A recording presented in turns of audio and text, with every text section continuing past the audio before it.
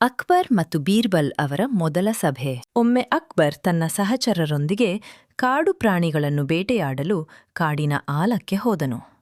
ಆದರೆ ಅದೃಷ್ಟವಿರಲಿಲ್ಲ.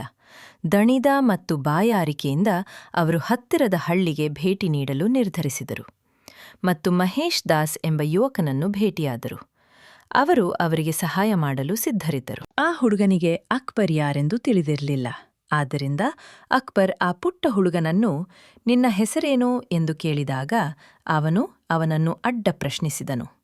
ಅವನ ಆತ್ಮವಿಶ್ವಾಸ ಮತ್ತು ಬುದ್ಧಿವಂತಿಕೆಯನ್ನು ನೋಡಿದ ಅಕ್ಬರ್ ಅವನಿಗೆ ಒಂದು ಉಂಗುರವನ್ನು ನೀಡಿ ಅವನು ದೊಡ್ಡವನಾದ ಮೇಲೆ ತನ್ನನ್ನು ಭೇಟಿಯಾಗಲು ಹೇಳಿದನು. ನಂತರ ಹುಡುಗನಿಗೆ ಅದು ರಾಜಮನೆತನದ ಉಂಗುರ ಎಂದು ಅರಿವಾಯಿತು ಮತ್ತು ಅವನು ಚಕ್ರವರ್ತಿ ಅಕ್ಬರ್ನನ್ನು ಭೇಟಿಯಾಗಿದ್ದನು. ಕೆಲವು ವರ್ಷಗಳ ನಂತರ ಮಹೇಶ್ ದಾಸ್ ದೊಡ್ಡವನಾದಾಗ ಅಕ್ಬರನ ಆಸ್ಥಾನಕ್ಕೆ ಭೇಟಿ ನೀಡಲು ನಿರ್ಧರಿಸಿದನು. ಅವನು ಆಸ್ಥಾನದ ಒಂದು ಮೂಲೆಯಲ್ಲಿ ನಿಂತಿದ್ದಾಗ ಅಕ್ಬರ್ ತನ್ನ ಗಣ್ಯರನ್ನು ಭೂಮಿಯ ಮೇಲಿನ ಅತ್ಯಂತ ಸುಂದರವಾದ ಹೂವು ಯಾವುದು ಎಂದು ನೀವು ಭಾವಿಸುತ್ತೀರಿ ಎಂದು ಕೇಳಿದನು. ಕೆಲವರು ಗುಲಾಬಿ, ಕೆಲವು ಕಮಲ, ಕೆಲವು ಮಲ್ಲಿಗೆ ಎಂದು ಉತ್ತರಿಸಿದರು. ಆದರೆ ಮಹೇಶ್ ದಾಸ್ ತನ್ನ ಅಭಿಪ್ರಾಯದಲ್ಲಿ ಅದು ಹತ್ತಿ ಹೂವು ಎಂದು ಸೂಚಿಸಿದರು.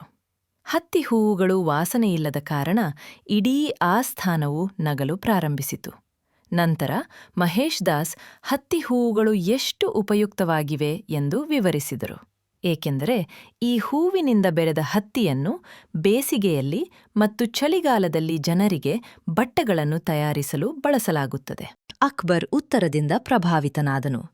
ನಂತರ ಮಹೇಶ್ ದಾಸ್ ತನ್ನನ್ನು ಪರಿಚಯಿಸಿಕೊಂಡು ವರ್ಷಗಳ ಹಿಂದೆ ತಾನು ನೀಡಿದ್ದ ಉಂಗುರವನ್ನು ಚಕ್ರವರ್ತಿಗೆ ತೋರಿಸಿದನು.